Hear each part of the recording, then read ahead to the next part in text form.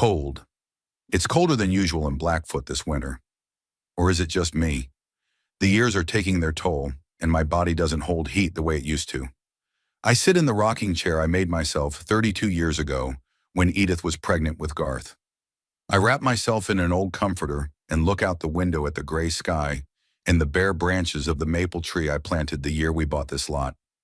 My name is Merle Ferris. I'm 67 years old, and all of Blackfoot knows me as a man who has spent most of his life climbing poles and fixing power lines.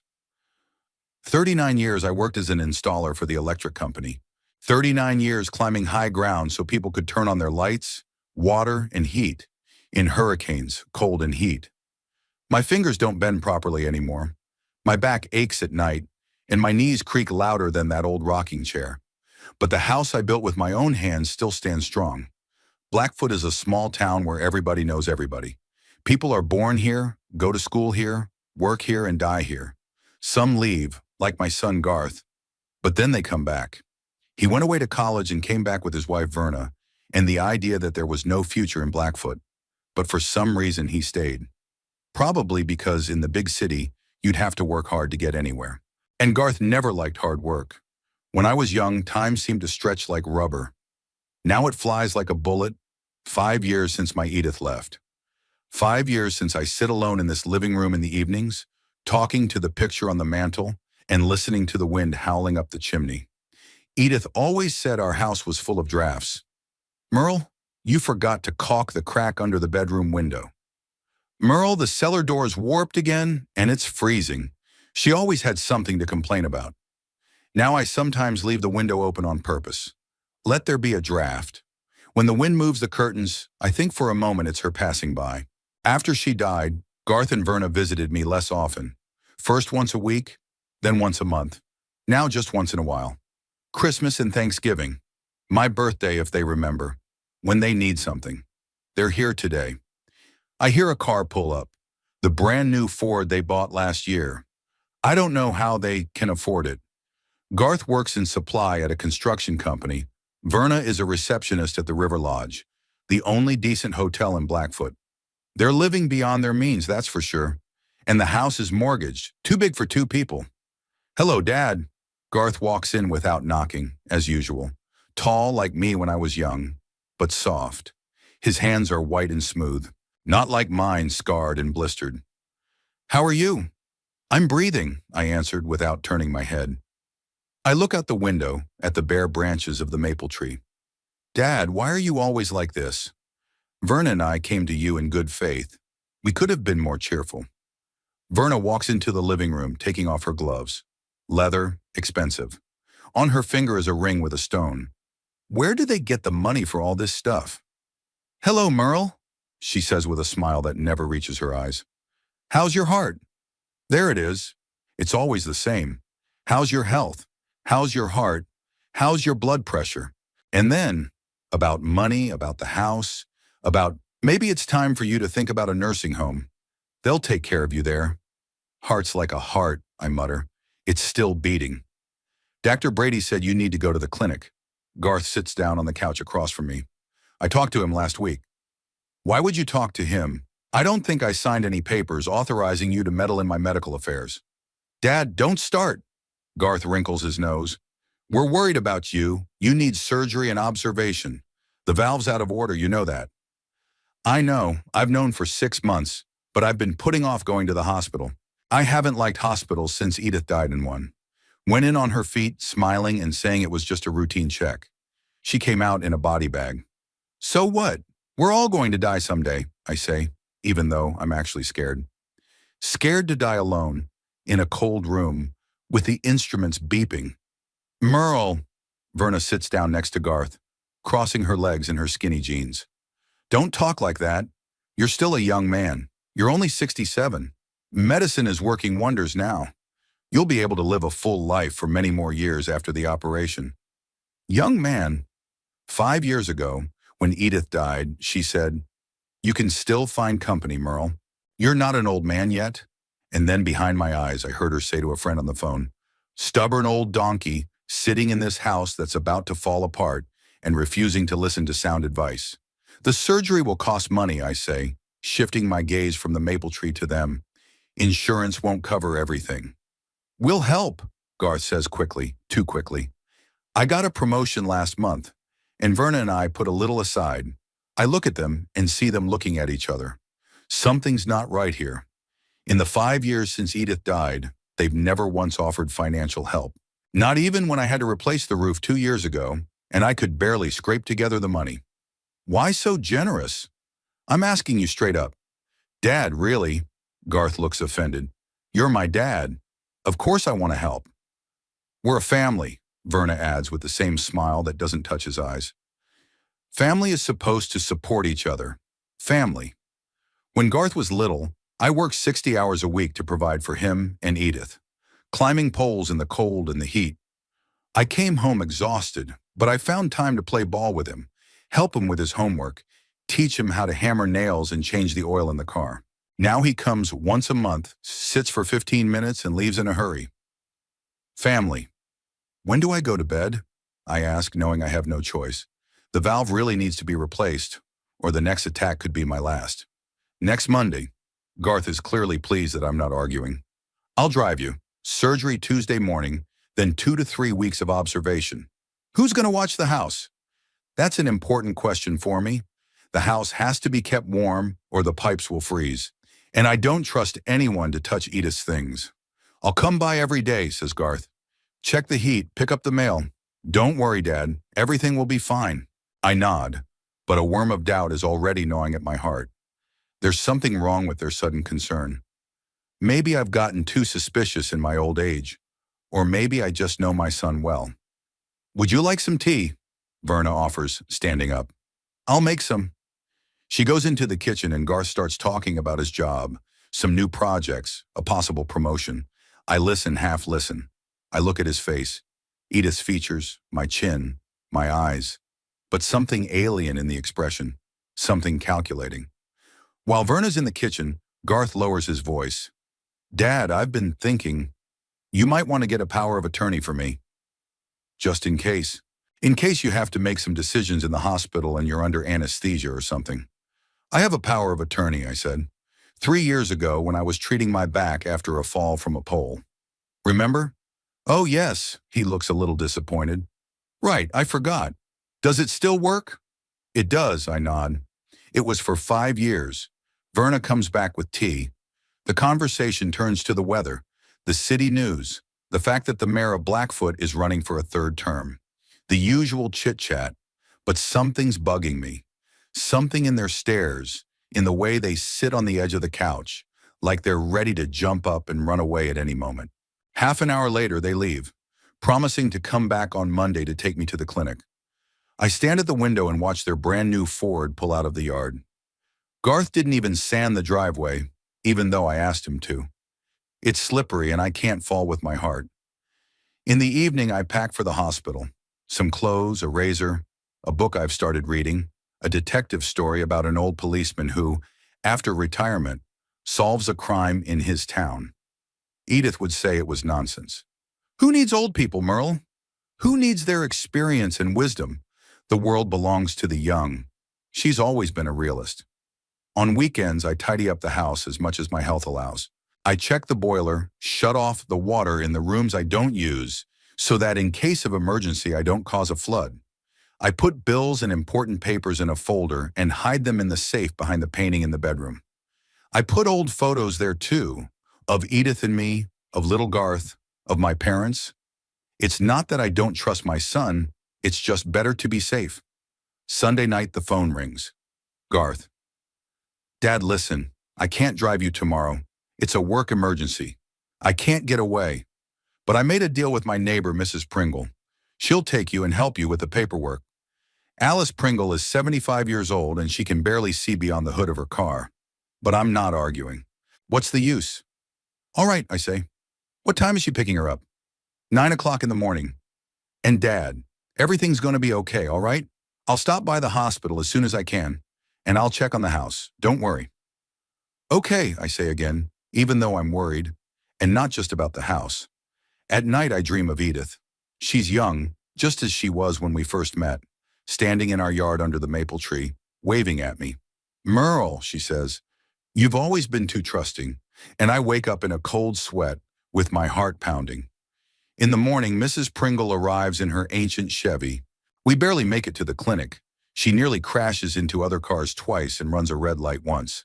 But eventually I end up in the emergency room of St. Luke's Hospital, Blackfoot's only hospital. A nurse helps me fill out paperwork.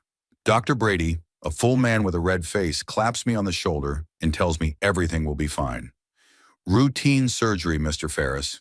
We do one of these every month. You'll be good as new in a couple weeks. I nod and smile, but inside I'm clenching with fear. What if I don't wake up from the anesthesia? What if I never see my house again? My maple tree in the yard, Edith's picture on the mantle.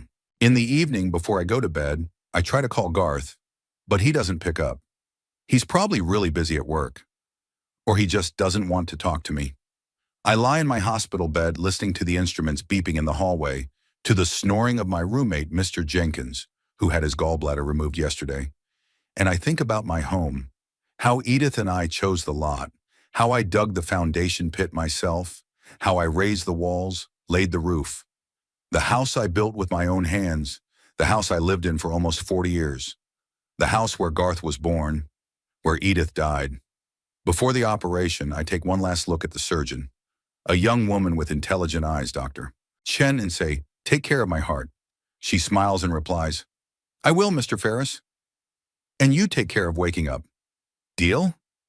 The mask descends over my face and I inhale the sweet smell of anesthesia. One last thought before falling into darkness. Edith, I'll be with you soon. If not in this world, then in the next. I wake up to the beeping of instruments and the smell of antiseptic. For the first moment, I can't realize where I am. Then realization slowly returns. Hospital, surgery, heart valve. So I survived. I don't know whether to be happy about that or not. My chest hurts like a truck ran over it. My throat is sore from the tube they pulled out while I was unconscious. My mouth is as dry as the desert. "Welcome back, Mr. Ferris," the nurse says, noticing I've opened my eyes. Young, with freckles on her nose. Reminds me of Edith in her youth. "How do you feel?" "Like I've been run over," I wheeze. She laughs, a hearty laugh. "That's normal. The surgery was a success, doctor." Chen replaced the valve. "Now it's all about recovery. Would you like some water?" I nod. She brings a glass with a tube to my lips. Water sounds like the most delicious drink in the world. "Your son called," she says, putting the glass away. "He asked about your condition. Said he'd come to visit as soon as he could." "Thank you," I said, though I didn't think Garth would be here anytime soon. He's always had better things to do than visit his father. The first few days after the surgery are spent half asleep. Pain, medication, sleep. Nurses changing bandages, doctors checking vitals. I moved out of intensive care and into a regular room with a neighbor, Ray Hammond, a man my age who recently had a hip replacement. "This is my third one," he says as we get acquainted. "The first two were worn out. It's all because of work. 30 years in construction, all my joints are busted to hell." Ray and I quickly hit it off. Both working men, both widowers, both with complicated relationships with their kids. His daughter lives in Seattle, visits once a year, calls on holidays. "Just like her mother," Ray says bitterly. "Karen was always cold too. 25 years, and it's like living with a stranger." "I was lucky with Edith," I said, "but with my son, I don't know where I went wrong. I think I did everything right, and he's grown up. Not the way I'd hoped." Ray nods, understanding without further ado. That's the good thing about dealing with people of our generation. You don't have to explain the obvious. On the 5th day after surgery, I am lifted out of bed for the first time. Dr. Chen helps me take a few steps around the room. "Well done, Mr. Ferris," she says, propping me up on my elbow. "For someone your age, you're recovering remarkably fast." "I've been physically active all my life," I reply, trying not to show how dizzy I feel. "I haven't been sitting behind a computer." She laughs. "I can tell. You have great muscle tone. If this keeps up, we should be able to discharge you in a week or two." That evening, just as I'm about to go to bed, Garth walks in. He looks tired, circles under his eyes. Either he's been working really hard, or it's the result of sleepless nights for other reasons. Hey, Dad, he says, sitting down in the chair next to my bed. How are you? "Hmm, alive, as you can see," I reply, trying to sit up higher. The doctor says I'm on the mend. That's good, he nods, but he's not looking at me. He's looking at the wall. Yeah, sorry I didn't get here sooner. Work got in the way. It's okay, I say, though something inside me is clenching. I know. Work's more important. He wrinkles his nose.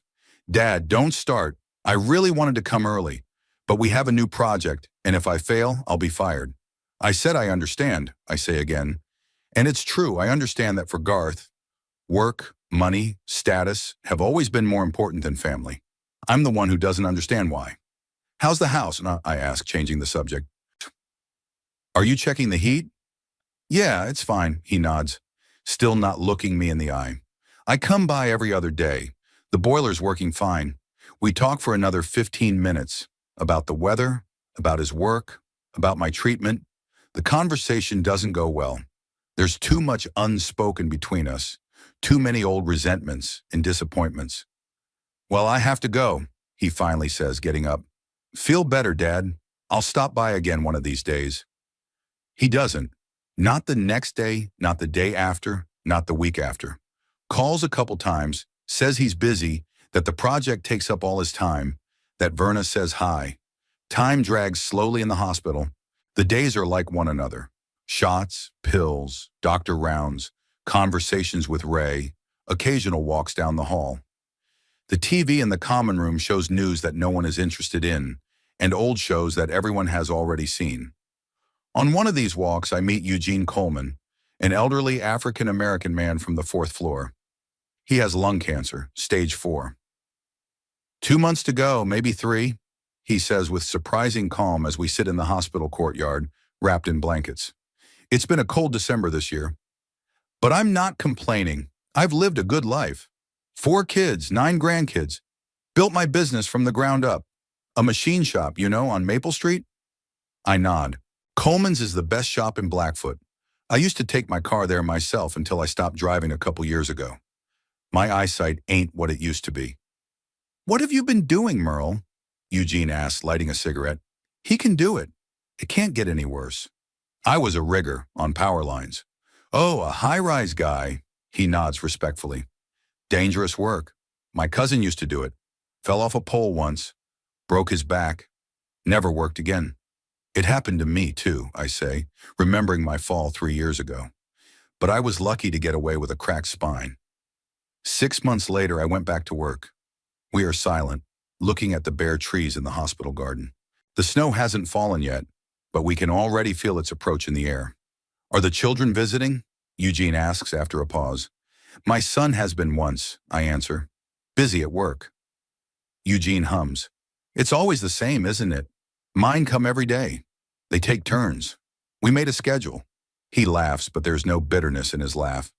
Sometimes I even tell them to let the old man rest. But they still come. I don't know what to say. Envy? Yeah, I guess so. I envy Eugene and his kids for scheduling visits. You know what I realized lying here? Eugene says, putting out his cigarette on the armrest of the bench.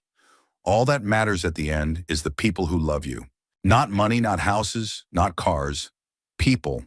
I nod, but something inside resists. What if there are no people who love you? What does it matter then? Ray is discharged the next day. He is replaced by a young guy after appendicitis who sits on his phone all the time and won't talk. I miss talking to Ray, his grunts and jokes. And then Dr. Chen brings good news. My vitals are normal. My recovery is going better than expected. If this continues, I may be discharged in the next few days before my scheduled discharge date. Just promise me you'll follow all the instructions, she says, looking at me sternly over her glasses. No physical activity for the first time. No alcohol. Pills on a schedule. I promise, Doc, I say, and it's not a lie. I value my life, no matter how lonely it is. I call Garth to tell him I'll be discharged soon. He doesn't pick up. I leave a message, but he doesn't call back. I call again tonight, same thing. Finally, I have to ask Mrs. Pringle for help. She agrees to drive me home, even though I'm afraid to get in her car after our trip to the hospital. On the morning of December 20th, I am officially discharged. Dr. Chen gives final instructions.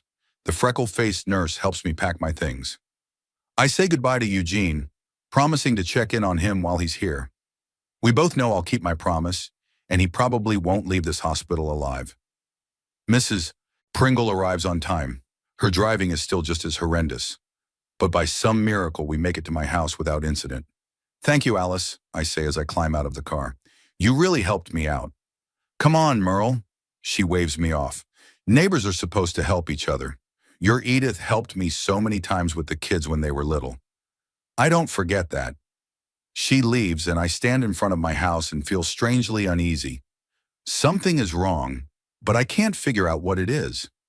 Maybe it's just weird coming back after being away for 3 weeks. I walk slowly down the path to the porch. Garth hasn't even bothered to shovel the snow that fell last week. It's slippery. I have to hold on to the railing. Before I go inside, I check the mailbox. It's full of bills, ads, catalogs. Garth didn't check the mail, even though he said he would. I rake it all up and go inside. It's cold inside. Much colder than it should be if the heat was working properly. So Garth lied about that too. I drop the mail on the table in the hallway and go to the thermostat. It's set at 15 degrees, the minimum to keep the pipes from freezing. I turn it up to 20, listening to the boiler start up with a creak. The house looks untouched. All the things are in their places. Garth really hasn't come in here, or he has, but he hasn't touched anything. Even the cup I drank coffee out of that morning before I left for the hospital is still on the kitchen table. I feel tired and frustrated. Not only did my son not visit me in the hospital, but he didn't take care of the house like he promised, and he didn't even meet me after I was discharged. I sit down in the rocking chair, closing my eyes. My chest still hurts, but it's tolerable. The pills are helping. I should go through the mail, but I don't have the energy. I fall asleep, lulled by the creaking of the chair and the hum of the heating. I wake up from the cold. It's already dark outside the window. The clock reads 6 p.m. I've been asleep for hours. I get up, writhing with pain in my chest, and go to the kitchen to put the kettle on. Then I go back into the hallway to get the mail. I sort it at the kitchen table, sipping tea. Electricity bills, water bills, phone bills, advertisements for Christmas sales, a greeting card from the insurance company, and an envelope from the law firm of Baker, Stone and Associates. I open it first. Inside is an official notice of retitling my house. My house. According to the deed, it now belongs to Garth and Verna Ferris. The deed was made on December 15th while I was in the hospital. At first, I can't believe my eyes. I read the document over and over again. But it says in black and white, the house is sold. My house, which I built with my own hands, in which I lived for almost 40 years, in which Garth was born and Edith died, has been sold without my knowledge or consent. My hands begin to tremble, but not from fear or despair, from rage. Garth had used the power of attorney I'd executed 3 years ago when I was laid up with a broken back. A power of attorney that gave him the right to make decisions about my care if I became incapacitated, not to sell my house. Grabbing my phone, dialing Garth's number. Beeps, beeps, voicemail. Dial again, same result. I call Verna's cell phone, no answer. I dial their home phone, and the answering machine says they're temporarily unavailable. I throw the phone on the table and try to breathe deeply, like Dr. Chen taught me. Anger is a strain on the heart. I'm not supposed to worry. But how can you not worry when your own son sold the house out from under your ass while you were in the hospital? An hour later, having calmed down a bit, I try calling Garth again. It's no use. I call Garth's neighbors, the Johnsons. Mrs. Johnson says she hasn't seen Garth and Verna in days. Their car's not in the driveway. Maybe they're away for the holidays, she suggests. They said something about going away for Christmas. I thank her and hang up. Christmas trip. That's where the money from the sale of my house went. To travel for Garth and Verna while I lay in a hospital bed thinking I still had a roof over my head. The next few days pass like a blur. I try to call Garth every way I can. I call his job and they say he's on vacation until New Year's Eve. I call Verna's parents and they say they don't know where their daughter and son-in-law are. I even drive to their house, overcome with pain and weakness, but the house is empty. Neighbors confirm that Garth and Verna left a few days ago with their suitcases. On December 24th, Christmas Eve, I sit in my rocking chair, looking at the decorated Christmas tree in the corner of the living room. I've been decorating it since before the hospital, out of habit. Edith always loved Christmas, and I continue to honor the tradition even after her death. My phone beeps. A message from Garth. Just a few words. Your house is sold. I left with my wife. Bye. I stare at the screen and feel something die inside me. My last hope that this is some kind of mistake, a misunderstanding. No, my son really did sell my house, take the money and leave with his wife, leaving me a mocking message on Christmas Day. I thought I would be crushed when the final confirmation of betrayal came. I thought I would sob, curse fate, fall into despair.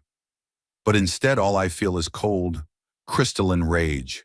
A fury that gives me strength, clears my thoughts, makes my blood run faster through my veins. Okay, I think, looking at the Christmas tree, flashing multicolored lights. So it's war? You betrayed me, son. Sold the house I built for you and your mother. The house you grew up in? Well, we'll see who has the last laugh. I slowly rise from the chair, walk to the cabinet and pull out the bottle of whiskey I've been saving for a special occasion. I pour some into a glass and bring it to my lips. Then I remember Dr. Chen's warning, no alcohol, and set the glass aside with a sigh. I need a clear head. I need a plan. Does Garth think he can just take me out of my life? That I'm a helpless old man who will accept betrayal? He doesn't know me well. He doesn't know me very well. I sit down at my desk, grab a notebook and a pen. I start writing. Who can help?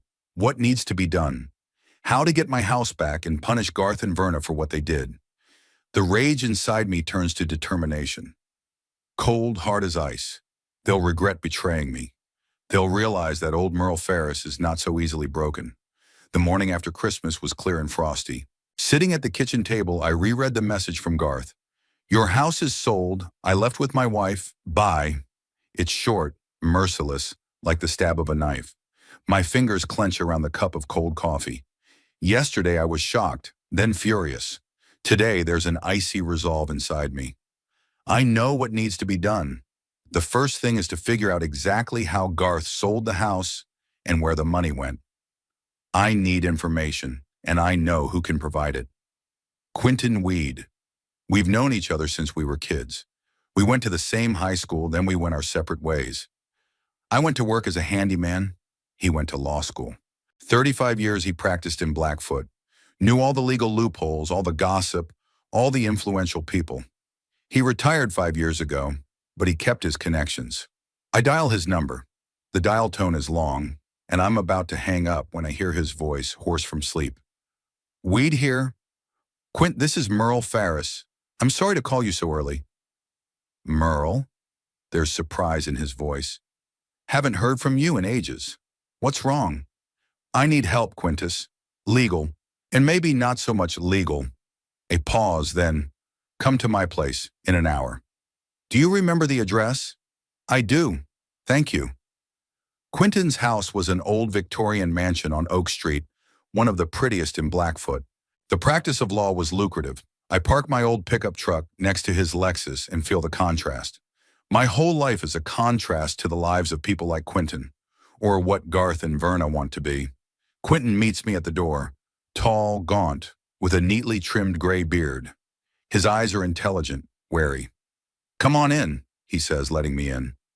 Coffee? I wouldn't say no. We go into his office, a large room with floor-to-ceiling bookshelves. He pours coffee from a silver coffee pot and hands me a cup. Tell me. I tell everything, about the illness, about the clinic, about the power of attorney, about Garth's betrayal, about the Christmas message. Quentin listens without interrupting, only occasionally frowning or nodding. Show me the paperwork, he says when I finish. I hand him a copy of the power of attorney and the notice of sale of the house. He studies them carefully, occasionally muttering something under his breath. So, he says finally, setting the papers aside, I see two problems. First, this power of attorney doesn't authorize the sale of real estate.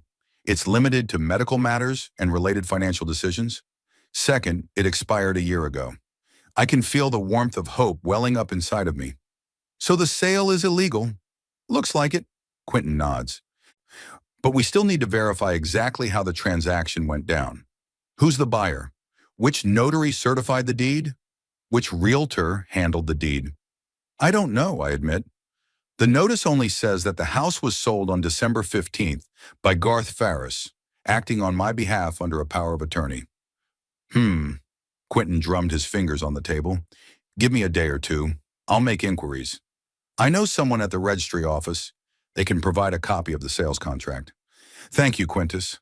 I won't be in debt. He's waving me off. Don't be silly. We've known each other for 40 years. Besides, his eyes sparkle, I love uncovering shenanigans, especially when it involves family betrayal. I'm about to leave when he stops me. One more question, Merle.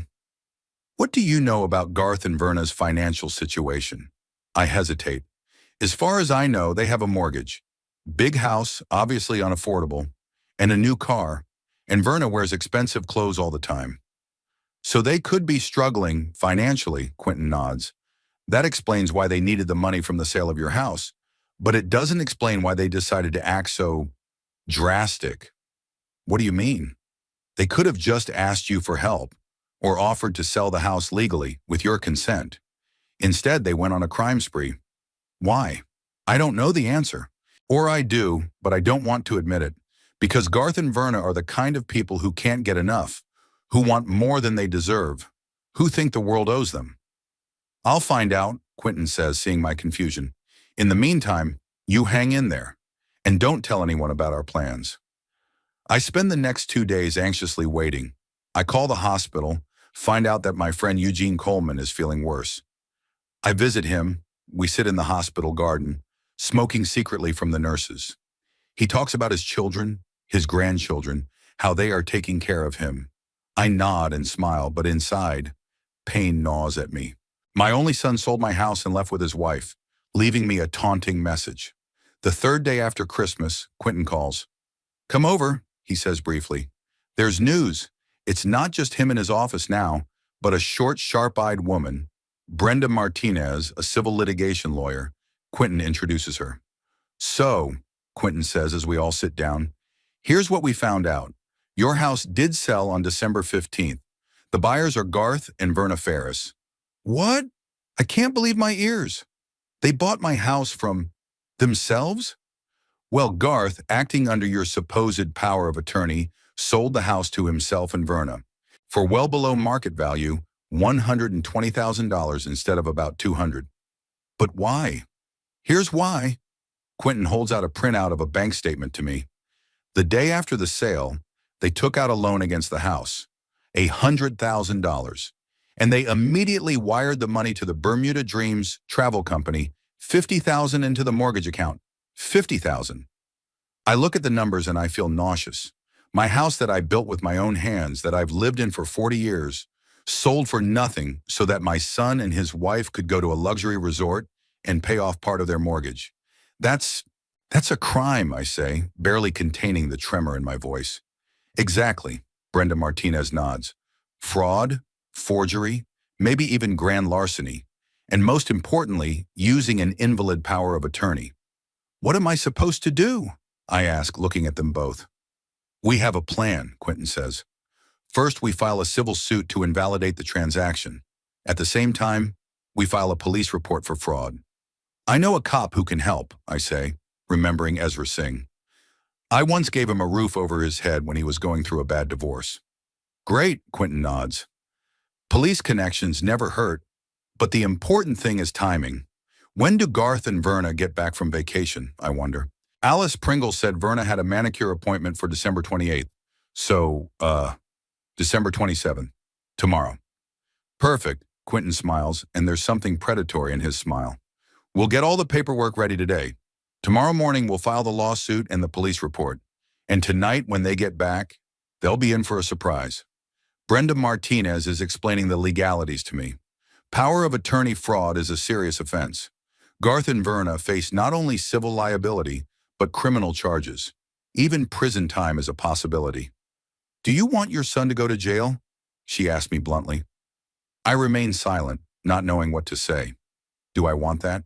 Part of me, the part of me that raised little Garth, taught him to ride his bike, helped him with his homework, screams, "No!" But the other part, the part that got the, "Your house is sold, I left with my wife, bye," text at Christmas, whispers, "Yes, let him get what he deserves. I want justice," I finally say, "and I want my house back." "We'll do our best," Brenda nods, "but be prepared for the process to take a while." "How long?" "Months, maybe a year." A year. A year of living in limbo. A year of court hearings, depositions, nervousness. At my age, after heart surgery, that's a serious challenge. "There is another option," Quentin says as if reading my mind. "An out-of-court settlement. If Garth and Verna admit their guilt, return the house and compensate for the damage, we can avoid going to trial." "Would they do that?" I asked skeptically. "When they realize they're facing jail time?" "It's possible." We discuss the details and gradually the plan takes shape. Tomorrow morning we file the suit and the police report. Ezra Singh, if he agrees to help, will accompany me to Garth and Verna's house tonight when they return from vacation. We'll present them with evidence of their crime and offer them a choice: cooperate and avoid jail, or resist and get the maximum penalty. "Just don't do anything amateurish, Merle," Quentin warns. "No threats, no violence. Just the law." "I understand." I nod, though I'm seething inside, wanting to see Garth's face when he realizes his plan has failed. After the meeting, I drive to the police station. Ezra Singh is on duty, and I ask for a face-to-face meeting. He looks older than I remember, wrinkles deeper, hair grayer, but his eyes are still the same, intelligent, attentive. "Minus Mr. Ferris," he says as we sit down in his office. "What can I do for you?" I tell him the whole story. The illness, Garth's betrayal, the power of attorney fraud. I show him the documents Quentin and Brenda prepared. I explain our plan. "You want me to be officially present when you meet your son?" Ezra asks. "Yes, I want it to be legal, and so I don't do anything stupid." Ezra stares at me for a long moment, studying me. Then he nods. "I remember how you helped me when I had nowhere to go. I was on the edge, no house, no wife, alimony around my neck. You gave me a roof over my head and didn't charge a dime. I haven't forgotten that." "Thank you, Ezra." "You're welcome, Mr. Ferris. Fraud is a serious offense, and kinship fraud is doubly so. We're working out the details. Ezra will take a statement tomorrow morning and begin a formal investigation. In the evening, he'll accompany me to Garth and Verna's house when they return from vacation. Just one request," Ezra says. "Have another officer with us. A young fellow, Brett Hines. He's learning from me, and he could use the experience." "Sure," I agree. "The more witnesses, the better." Back at home, I feel strangely calm. For the first time in days, I don't feel like a victim. I have a plan, I have support, I have proof. Tomorrow, Garth and Verna will realize that you can't betray your own father with impunity. I sit down at my desk, pull out my notebook, and start writing. Everything I want to say to Garth. All the accusations, all the questions, all the angry words building up inside. Then I reread what I've written and tear it up into little pieces. No, I won't yell and accuse. I will be calm and cold as ice. Let the law speak for me. In the evening, I check Verna's Facebook page. New photos from Bermuda, white sand, turquoise sea, cocktails with umbrellas. Garth and Verna at a restaurant, smiling, tanned. In the comments, Verna's friend asks, "When are you coming back?" Verna replies, "Tomorrow night." Flight is at 19:30. I take a screenshot and send it to Ezra and Quentin. The plan enters its final stage. Garth and Verna will receive their Christmas present tomorrow night. Before I go to bed, I take a long look at Edith's picture on my bedside table. "What would you say if you knew what our son had done?" I ask quietly. "Would you forgive him?" The picture is silent, but I know the answer. Edith has always been kinder than me, gentler. She would have found an excuse, given me a second chance, but even she couldn't forgive such a betrayal. "Tomorrow, Edith," I whisper, turning off the light. "Tomorrow justice will be done." The evening of December 27th was cold and clear. The stars hung over Blackfoot like tiny ice flakes, and the air was so frosty it burned my lungs with every breath. I sat in Ezra Singh's patrol car at the corner of Linden Avenue and Maple Street, where I had a good view of Garth and Verna's house. Next to me was a silent Ezra, and in the back seat was a young policeman named Brett Hines, tapping his fingers nervously on his knee. "Are you sure you want to wait here, Mr. Ferris?" Ezra asked, glancing at his watch. "Their flight isn't until 1930. Even if it's not delayed, they won't be here until 2100 hours." "I'll wait," I answered firmly. "I want to see their faces." Ezra nodded and didn't ask any more questions. He understood. Young Hines probably didn't, but it didn't matter. Time stretched slowly. We hardly spoke at all. Ezra would occasionally answer the radio, and I would look out the window at my son's house, a big, beautiful house with 2 columns at the entrance and a manicured, albeit snow-covered lawn. The house that Garth and Verna had spent too much money on, which had led them to take the desperate step of selling my house while I was in the hospital. "Have you and your son always had, in a complicated relationship?" Ezra asked suddenly, breaking the silence. I wondered, had our relationship always been complicated? No, not always. When Garth was little, it was simple. He loved me. I loved him. I taught him to ride his bike, play baseball, fix broken toys. He looked at me with admiration, proud that his father could climb tall poles and fix things that others didn't even understand how to fix. "No," I finally answered. "We'd been close once. Then he grew up, went away to school, married Verna, and he became different." "People change," Ezra said philosophically, "especially under the influence of other people." I nodded, thinking about Verna. She'd always seemed too cold, too calculating for my son. Always wanted more money, more status, more things. Maybe she was the one who drove Garth to betray himself? Or was it always in him, just waiting to happen? "Car," Brett said suddenly from the back seat. "A cab." I tensed, staring at the yellow car slowly approaching down the snow-covered street. It stopped in front of Garth and Verna's house. They got out of the car, tanned, wearing light jackets, clearly not designed for the Blackfoot cold. Garth paid the driver. Verna took the suitcases out of the trunk. They didn't notice our car parked in the shade of the trees. "Is it time?" I asked, looking at Ezra. "Let's wait until they get inside," he said. "Let them turn on the lights, unpack. Then we'll go." We watched as Garth and Verna went into the house. A few minutes later, the lights came on in the windows. I imagined them excited to be home now, discussing their vacation, planning how they would spend the rest of the money from the sale of my house. My money.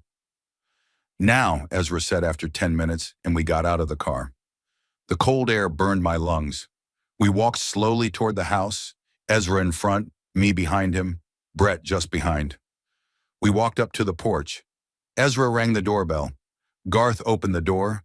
His smile instantly disappeared when he saw me standing next to the 2 cops. "Dad?" His voice was hoarse with surprise. "What's going on?"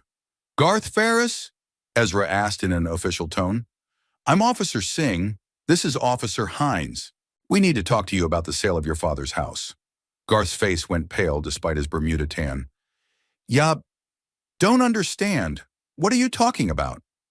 "Can we come in?" Ezra continued in the same formal tone. "This is going to be a long conversation." Garth hesitated, but then stepped back, letting us into the house. It was warm inside and smelled like fresh coffee. Apparently, the first thing they did after they got back was put the coffee pot on. "What's going on, Garth?" Verna came out of the kitchen holding a cup. When she saw us, she froze. "Merle? Officers? What's going on?" "Mrs. Ferris," Ezra nodded. "We're investigating possible fraud in the sale of Mr. Merle Ferris's house.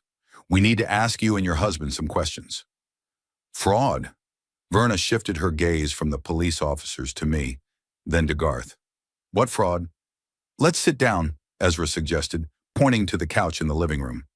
We walked into a spacious room with large windows and fancy furniture. Everything in here screamed of money, which Garth and Verna didn't really have.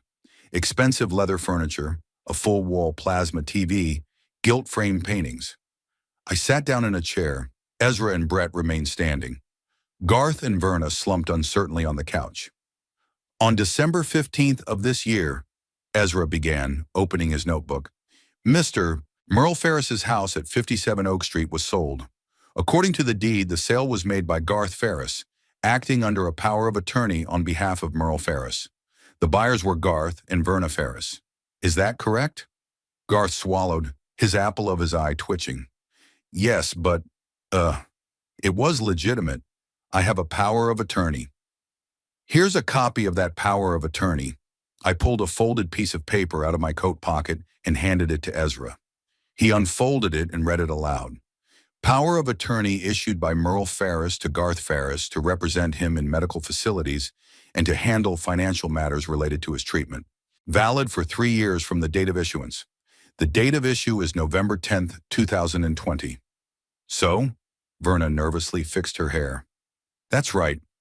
Garth was authorized to act on his father's behalf. Mrs. Ferris, Ezra looked at her over his glasses. This power of attorney has 2 limitations. First, it authorizes only medical and treatment-related financial matters. The sale of real estate is not included. Second, it expired on November 10th of this year, a month before the sale of the house. I watched their faces change. Garth turned even paler, droplets of sweat appearing on his forehead. Verna pressed her lips into a thin line, her eyes darting between me and the cops. This is some kind of mistake, Garth muttered. I was sure the power of attorney gave me the right to— Don't lie, I interrupted him, feeling a wave of anger rising inside me. You knew exactly what you were doing. You sold my house while I was in the hospital and used the money to go to Bermuda and pay off part of your mortgage. You've been following us, Verna exclaimed, her voice high with indignation. No, Mrs. Ferris, Ezra interjected. This is part of our investigation.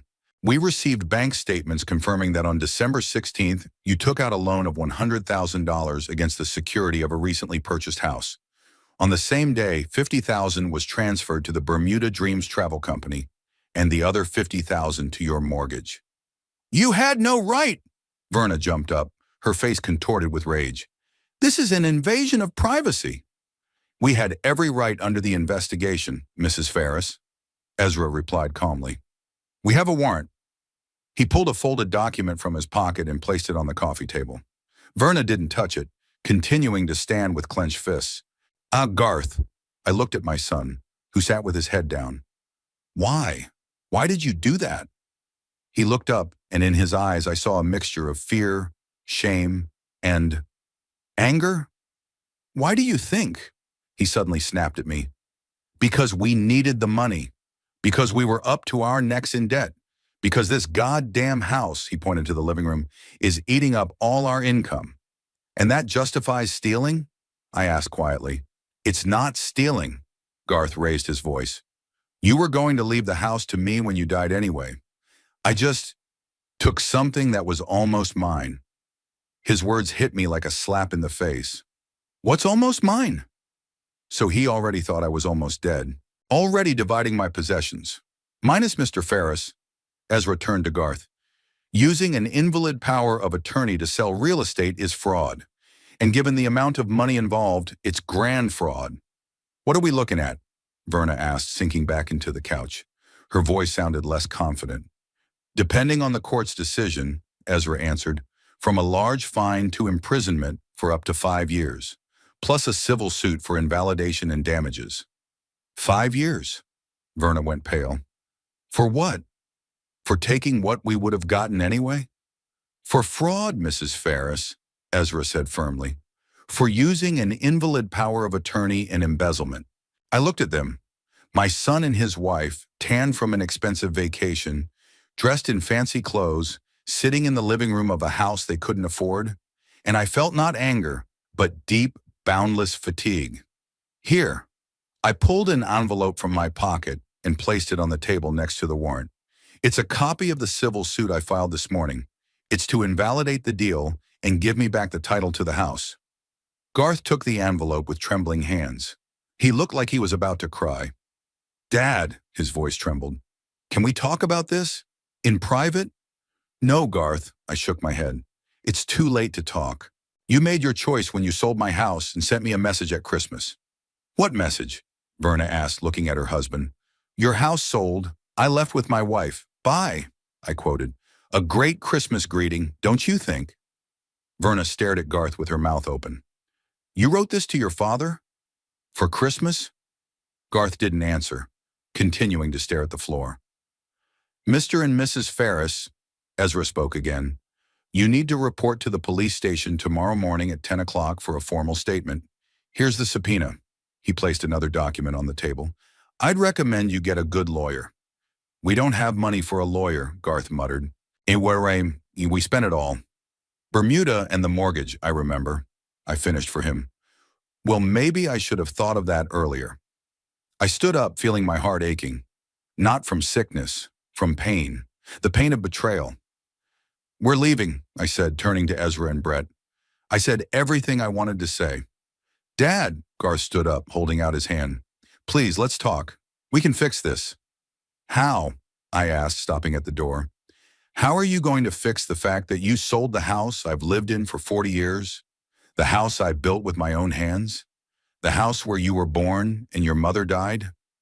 Garth was at a loss for an answer. Verna sat on the couch, staring blankly into space, the envelope with the lawsuit on her lap. Tomorrow at 10, Ezra reminded me, following me out the door. Don't be late. We walked out into the frosty night. The stars still shone coldly over Blackfoot. I inhaled deeply, feeling the icy air clear my lungs of the mustiness of betrayal. Are you okay, Mr. Ferris? Ezra asked as we approached the car. No, I answered honestly. But I will be. The patrol car was warm. Ezra turned on the engine, but didn't move. What now? He asked. Now it's court, I shrugged. And we'll see what they decide to do. Maybe they'll try to negotiate. Are you ready to negotiate, I wondered? Was I ready to forgive Garth and Verna? To give up prosecution in exchange for the return of my house? I don't know, I finally answered. I don't know yet. Ezra nodded and pulled away. We drove through the empty streets of Blackfoot, past the houses decorated for Christmas, past the snowdrifts glistening in the light of the street lamps. I thought about what I'd just seen, the fear in my son's eyes, the trembling hands as he held the envelope with the lawsuit. Part of me wanted to triumph, to shout, "There you go. I got what I deserved." But the other part, deep down inside, was crying. You know, Mr. Ferris, Ezra said suddenly, keeping his eyes on the road, I've been a cop for years. I've seen all sorts of things. And I know one thing. Revenge never brings the satisfaction we hope for. It's not revenge, I countered. It's justice. Maybe, he nodded. But where is the boundary? I didn't answer. Where is the line between justice and revenge? I wanted my house back, that's fair. But did I want my son to go to prison? To have his life ruined? What would Edith say? Ezra stopped the car in front of my house, a house that was legally no longer mine. I got out, thanked him and Brett for their help. They drove away and I was left standing on the sidewalk, staring out the dark windows. Inside, it felt cold and empty, like my soul. Opening the door, I turned on the hallway light. Everything looked the same as usual, but it felt different. It was as if the house knew it had been betrayed, sold without its consent, as people were once sold. I made my way into the living room, sat down in my rocking chair. On the mantelpiece was a picture of Edith, smiling, with little Garth in her arms. I looked at it and wondered, what would happen next? Would we ever be able to return to a normal relationship? Or was the betrayal too deep, the wound too painful? My cell phone vibrated in my pocket, a message from Garth. Dad, please, let's talk. We'll fix this, I promise. I didn't answer. I put the phone on the table and continued rocking in my chair, listening to the wind howling up the chimney. Winter drafts, as Edith always said. Only now they seem colder, more piercing, like the betrayal of the son I once trusted more than anyone else in the world. The June sun floods the kitchen of my new home. 6 months had passed since the night I stood on the doorstep of Garth and Verna's house with police and court documents. 6 months of court hearings, nervousness, negotiations, and finally a decision that changed my life. I'm sitting at my desk, drinking coffee and looking out the window at the neat garden I've started to organize. I've already planted a few lilac bushes. Edith always loved lilacs. I am learning anew to enjoy simple things. The singing of birds, the aroma of freshly brewed coffee, the silence of a home where no one will betray me. My new house is smaller than before, only 2 bedrooms instead of 4, but I don't need more than that. It's 1 story, with a wide veranda and a view of the mountains. No stairs, which at my age and with my heart are becoming increasingly difficult to climb. Located on the outskirts of Blackfoot, in a quiet neighborhood where neighbors say hello, but don't pry. The trial lasted 3 months. Despite the clear evidence of fraud, the case was more complicated than Quentin and Brenda had anticipated. Garth hired an attorney who built a defense that the son had acted in his father's best interest, believing that the power of attorney was still valid, that he just didn't notice the expiration date. Liar. Garth always had an eye for detail, especially when it came to money. He knew what he was doing, knew he was betraying me by selling the house I'd lived in for almost 40 years. In the end, the prosecutor offered a deal. Garth pleads guilty to reckless instead of willful fraud, and instead of jail time, he gets 3 years probation, a $10,000 fine, and community service obligations. In exchange, he and Verna give up all claims to my house and return full ownership to me. I didn't want to agree. I wanted Garth to answer to the full extent of the law for what he'd done, but Quentin convinced me that this was the best option. I'd get the house back quickly, and a long process would only wear me out and ruin my health. "Do you want justice or revenge?" he asked then, looking me straight in the eye. I didn't answer. I didn't know the answer. Maybe both. I think back to the day the judge approved the deal. Garth stood pale with circles under his eyes. Verna sat in the last row, quiet, not like her usual self, bright, self-assured. When it was over, Garth tried to approach me, but I just turned around and walked out of the courtroom. I didn't want to hear his apologies, his excuses. There were no words that could bridge the gap between us. They tried to contact me numerous times after that. At first, Garth called every day, left messages, asked to meet. I didn't answer. Then the threats started. He yelled into my voicemail that he would appeal, that he would prove his innocence, that he would make me sorry. I just erased the messages without listening until the end. A month later, the tone changed. Now Garth was begging for forgiveness, saying he realized his mistake, that he was sorry, that he wanted to make things right, said he loved me, that I was the only father he'd ever known. Words, words, words, empty, like his promises, like his conscience. Verna tried to reach out too. She came to my old house, the one I'd returned to after the trial, stood on the porch, asked to talk. I wouldn't answer the door. Then she started sending letters, long, emotional, full of remorse and requests for help. It turned out that the consequences of what they had done were more severe than I had expected. The bank refused to restructure their mortgage after learning of Garth's criminal record. They couldn't make the loan payments and lost the house. Verna was fired from the hotel. The owners didn't want the wife of a convicted crook working as a receptionist. Garth kept his job, but the promotion was gone. I felt no joy at their misfortune, only fatigue and a kind of emptiness inside. They'd made their choices, now living with the consequences. And so was I. 3 months after the trial, I made a decision that surprised even Quentin. Sell the house.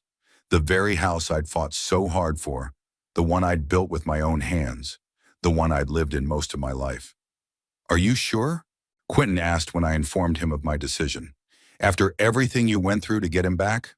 "I'm sure," I nodded. "Too many memories, good and bad, especially the last few. Every corner, every room reminded me of the betrayal." I caught myself staring at my phone, waiting for a call or a text from Garth. I'd flinch at the sound of a car pulling up to the house. Was Verna here again? It wasn't a life, but an existence of constant tension. The house sold quickly. Old houses in the center of Blackfoot are highly prized. I got a good price, even more than I'd bargained for. Enough to buy a new house, a new pickup truck to replace my wreck, and a rainy day fund. Moving was both painful and liberating. I brought only the essentials with me. My old bed, a rocking chair I made myself, a few favorite books, pictures of Edith. The rest I sold or gave away. The furniture we'd picked out with Edith, the dishes she was so proud of, the tools I'd worked with all my life. Parting with things was like saying goodbye to parts of my life. But with each item I let go, I felt lighter. I bought my new house at the end of April, when it starts to warm up in Blackfoot. It was empty and smelled of fresh paint. The previous owners had renovated it before selling it. No history, no ghosts of the past. A clean slate. I spent the first few weeks organizing the house to my liking. hung shelves, repainted the bedroom light blue, Edith's favorite color, installed bird feeders in the backyard, planted lilacs and jasmine. Life was slowly getting better. The neighbors turned out to be friendly but unobtrusive. On the left was a young couple with a small child. On the right was an elderly widow, Mrs. Chen, who sometimes brought homemade cookies and didn't ask too many questions. I told them only that I had sold the old house downtown and decided to start a new life. No details about the trial, about my son's betrayal. It's my pain, and I don't want to share it with strangers. Today is exactly 1 month since I've been living in my new home. A month with no calls from Garth, no visits from Verna. They've finally realized I don't want to see them. Or maybe they just got tired of trying. Either way, I'm breathing a little easier. I finish my coffee and get ready for the garage. I want to finish the tool shelf I started yesterday. My hands aren't what they used to be, but it still feels good to work with wood. A knock on the door interrupts my plans. I open it and see the mailman, a young guy with red freckles I've never met before. "Minus Mr. Ferris?" he asked, checking the envelope in his hand. "Registered letter. Sign here, please." I sign his clipboard, take the envelope, and close the door. There's no return address, but I recognize the handwriting on the envelope. Garth. He's trying to reach out again. Without opening the envelope, I go into the living room. The fireplace isn't working. It's June, too hot, but the grate and chimney are there. I drop the letter on the cold coals, light a match, and set fire to the corner of the envelope. The paper burns quickly, the yellow flames devouring the words I don't want to read, the excuses I don't want to hear. After a minute, only ash remains of the letter. I feel strangely relieved, as if I've been relieved of a weight I didn't even realize was there. Maybe that's true freedom, not the obligation to forgive, not the need to maintain ties that only hurt, but the right to choose who will be a part of your life. I walk out onto the veranda, sit down in the rocking chair I moved from the old house. The one thing I couldn't part with. The mountains on the horizon are shrouded in a light haze, and the air smells of cut grass and lilacs in bloom. A child laughs in the neighboring yard. A dog barks somewhere. The usual sounds of an ordinary summer day. I think about how my life has changed in these 6 months. About the betrayal, about the pain, about the decisions I've had to make. About how sometimes you have to let go of even the strongest of bonds if they only bring suffering. Garth will always be my son. Nothing will change that fact. But he's no longer a part of my life. It's my choice, and I don't feel guilty about it. I think of Eugene Coleman, whom I befriended in the hospital. He died in February, surrounded by his children and grandchildren who made a visitation schedule. I was at the funeral, the only non-family member. Listened to his children talk about him, his kindness, his love for them. I thought, this is what it means to be a real father. This is what it means to raise children who will be there for you to the end. I didn't get that, but maybe it's not that important. Maybe there are other ways to live a decent life, other ways to find peace and quiet. The day after the letter is burned, I go to the kennel and buy a puppy, a German Shepherd, smart, with intelligent eyes. I call him Buddy. He runs around the yard wagging his tail, chews on my old shoes, sleeps at my feet when I work on the porch. Simple, unconditional acceptance that I've been sorely lacking. I start going to the local senior center. Not because I feel old, but because it has a good library and interesting people. I meet Gertrude Wilkins, a 70-year-old former teacher who runs a reading circle. We discuss books, sometimes have lunch together. Nothing serious, just a pleasant conversation. Gradually, life fills with new acquaintances, new interests. I start learning to carve figures from wood. I've always wanted to try it, but never had the time. It turns out I'm pretty good at it. I make toys for my neighbors' children, small souvenirs for my friends from the center. Sometimes, of course, I get bored, especially in the evenings when I sit in my rocking chair and look at Edith's picture. I tell her about my day, about the new house, about Buddy, about Gertrude, about how I miss her, about how sometimes, very rarely, I miss Garth, not the man he became, but the little boy who looked at me with adoration when I taught him how to hammer nails. At times like this, I wonder, did I do the right thing by severing all ties with my son? Maybe I should have given him another chance, listened to his explanations, his apologies. But then I remember his face in the courtroom, not remorseful, but calculating. I remember how he sold my house while I was in the hospital, how he sent me that Christmas message. And I realize I made the right choice. Some things can't be forgiven. Some bridges are burned forever. In early June, I get a letter from Brenda Martinez. She tells me that Garth and Verna have left Blackfoot, moved to Idaho Falls, where Garth has found a new job. I fold the letter and tuck it away in my desk drawer. This information doesn't change anything. They could move to the other side of the country or stay in the house next door. I don't want to see them anyway. Life goes on. The days get longer, warmer. I work in the garden, hang out with Buddy, read books on the porch. Sometimes we go to the mountains with Gertrude, just to sit by the lake, admire the view. Nothing romantic, just the friendship of two lonely people. On one of those days, sitting on the shore of Lake Jackson, I look at my reflection in the water. Gray hair, a wrinkled face, eyes that have seen too much. But in those eyes, there is no longer the pain, the anger of 6 months ago. There is calmness, acceptance, even something akin to happiness. I think about how life is a strange thing. You never know where it will take you. 6 months ago, I was a broken old man, betrayed by my own son, losing the house I built with my own hands. Today, I'm a man starting a new life at 67 years old. A man who has his own home, his own dog, his own friends. A man who has found the strength to let go of the past and move on. That same evening, I sit on the veranda of my new home, sipping iced tea.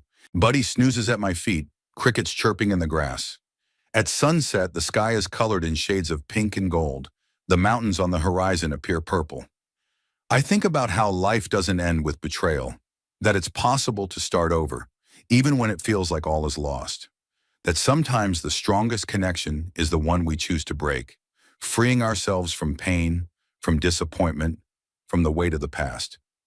Tomorrow I'll wake up early, have coffee on the porch while the sun rises. Then I'll take Buddy for a long walk in the park. Maybe stop by the senior center to read the new book Gertrude recommended. In the evening, I'll work on a wooden horse figurine for Mrs. Chen's grandson. An ordinary day. Calm, measured, full of small pleasures. A day of a man who is finally free. Free from betrayal, from bitterness, from having to hold on to ties that only hurt. And in this freedom, in this peace, I find what I have been looking for all my life. Not just a house, not just a roof over my head, but a real home.